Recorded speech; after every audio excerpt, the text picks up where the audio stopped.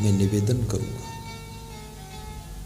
हम कहां पर बैठे हैं, किसके साथ बैठे हैं, किसके पास बैठे हैं और कहां पर कैसा हमें व्यवहार करना चाहिए, कैसा बर्ताव करना चाहिए, कैसी वाणी बोलना चाहिए और कैसा हमें प्रस्तुत होना चाहिए। हमेशा आप अगर समय, परिस्थिति और सिस्टम को समझना जानते हैं और समझने के बाद उस अंदाज से व्यवहार बर्ताव करना जानते हैं तो आप कभी फेल नहीं होंगे, हमेशा सफल होंगे। इसलिए सोचो कहां होंगे। एक संत के पास जाइए तो नम्रता से जाइए। संत के चरणों की प्रथम भेंट आपकी विनम्रता है। अहंकार उनके चरणों में समर्पण कर दीजिए। नाना प्रकार का अभिमान इंसान के पास में रहता है। धन का अभिमान, पद का अभिमान, जवानी का अभिमान, बुद्धि का अभिमान, प्रभाव का अभिमान, अभिमान का अभिमान, ये सब रहता है। बस कौन हमारे अहंकार को तोड़ेगा? और जिसके चरणों में अहंकार तुम अर्पित कर दोगे तो समझ लेना, अहंकार टूटते ही जिस फील्ड में तुम जा रहे हो उस फील्ड के बंद द्वार भी खुल जाएंगे। अहंकार ही द्वार को बंद किए था।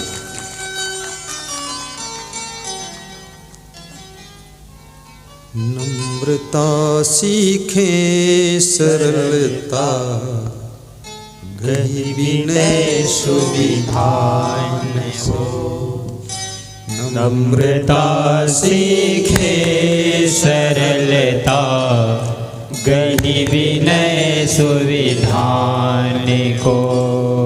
आपसे गुरुदेव विनती, ये सदा निर्धार हो। आपसे गुरुदेव विनती, ये सदा निर्धार हो। साहिब बंदगी, माँ बाप से हमेशा विनम्र रहना। यदि माँ बाप से तुम अकड़ गए तो समझ लेना अब तुम दुनिया में कहीं भी सम्मान नहीं पाओगे। अपने भाइयों से भी नम्र रहना, सास ससुर से विनम्र रहना। ये बूढ़े सास ससुर, कमजोर शरीर, इनसे अकड़ कर तुम बोलोगे, इनकी आत्मा दुखित हो जाएगी, क्योंकि तुम्हारा ही सहारा है।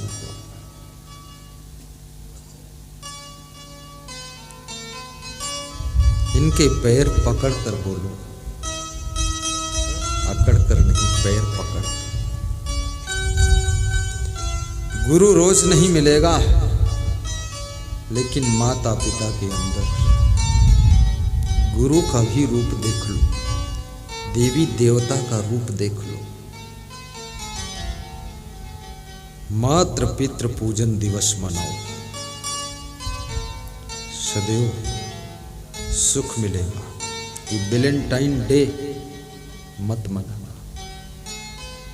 कहाँ तुम हिंदुस्तान में रहते हो, कहाँ कहाँ का कचरा यहाँ ढूंढ के ले आते हो। वैलेंटाइन वैलेंटाइन अर्थ भी नहीं मालूम है, भेड़ की तरह उसी में घुसते जा रहे हैं। ये हिंदुस्तान की धरती पे गणेश जी को प्रथम पूज्य माना जाता है।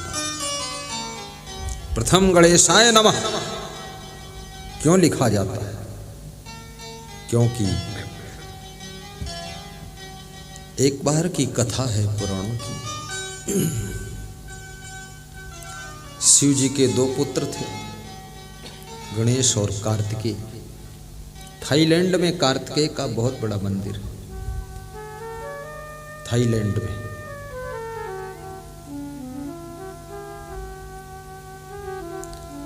गणेश की मूर्ति बहुत बड़ी है, लगभग होगी 100 फीट ऊंची या 200 फीट ऊंची, बहुत ऊंची मूर्ति है। जो भी हो, पहाड़ के ऊपर मैं दर्शन किया उनका कार्तिकेय का, बड़ी सुंदर मूर्ति है थाईलैंड में। तो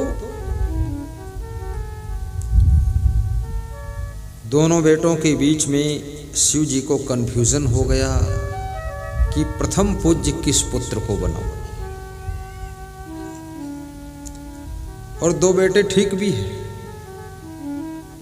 एक हो और पूरा मूर्ख निकले तो फिर चौपट हो गया, इसलिए दो है, कम से कम कुछ गुंजाइश है, दूसरा शायद ठीक हो जाए। अब किस्मत ही फूटी हो तो 2 हो या 200 हो, सभी गधे निकलेंगे।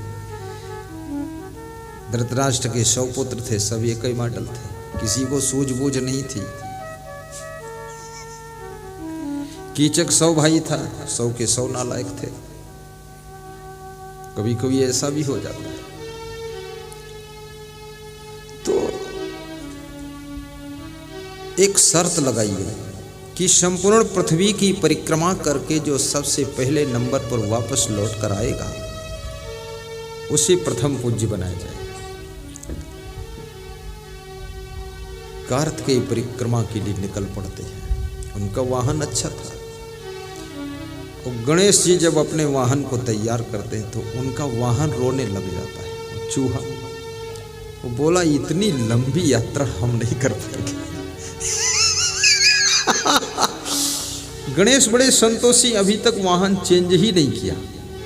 उनके भक्तों ने तो चेंज कर दिया, बैलगाड़ी से लोग ट्रैक्टर गाड़ी ले आए, साइकिल से मोटरसाइकिल, मोटरसाइकिल से कार, कार से एरोप्लेन, लेकिन भगवान, कोई भगवान ऐसा नहीं जो अपना वाहन चेंज किया। उनका वाहन चूहा है। गणेश बहुत संतोषी है, चूहा में ही संतुष्ट है। लेकिन मुझे कभी कभी संदेह होता है, ये चूहा इतना छोटा है और गणेश इतना मोटा है, उसकी पीठ पर बैठेगा तो चूहे का कचूमर निकल जाएगा। लेकिन वो चूहा भी उसी क्वालिटी का होगा, पुराने जमाने का चूहा जबरदस्त होगा। ये कलयुगी चूहे थोड़े छोटे छोटे, उसी का चूहा भी बलवान ही होगा। और शंकर जी का वाहन भी बड़ा विचित्र, उनका वाहन बैल है। बाप बेटे दोनों मजेदार। बैल की पीठ पर कहीं बैठा जाता है, शंकर जी बैल पर बैठते।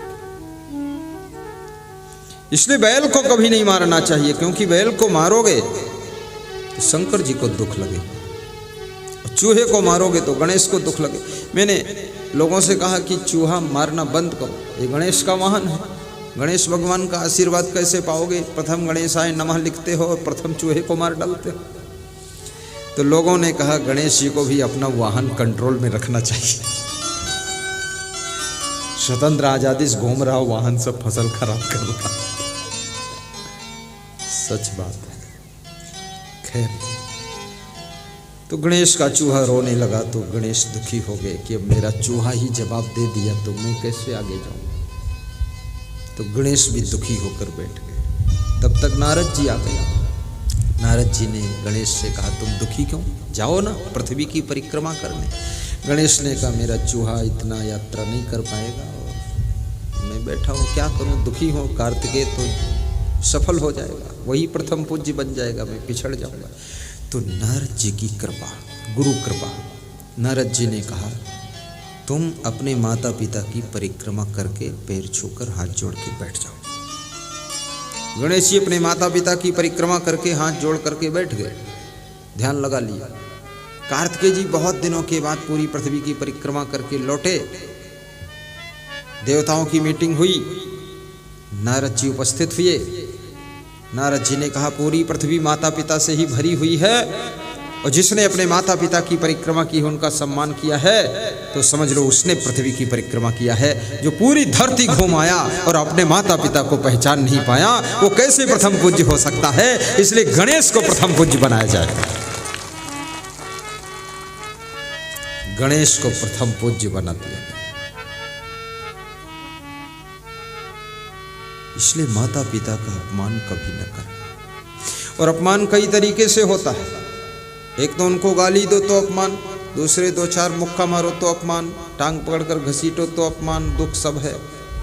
लेकिन और भी तरीके हैं। यदि तुम दारू पीते हो तो भी माँ बाप का अपमान है, तुम जुआ खेलते तो भी उनका अपमान है, तुम व्यभिचार करते तो भी अपमान है, तुम किसी लड़की लड़के के साथ भाग जाते हो तो भी अपमान है। याद रखना, वो संतान जो कभी भी अपने माँ बाप को अपमान का मुंह देख खाती नहीं है, हमेशा सम्मान रखती है, वो संतान कभी दुख नहीं पाती है, हमेशा सुखी रहती है। कभी किसी के आकर्षण में भागना भी मत। बेटियों से निवेदन करता हूँ और बेटों से भी, किसी की तरफ आकर्षित मत हो। कुछ है नहीं, सब ढोल के भीतर बोल।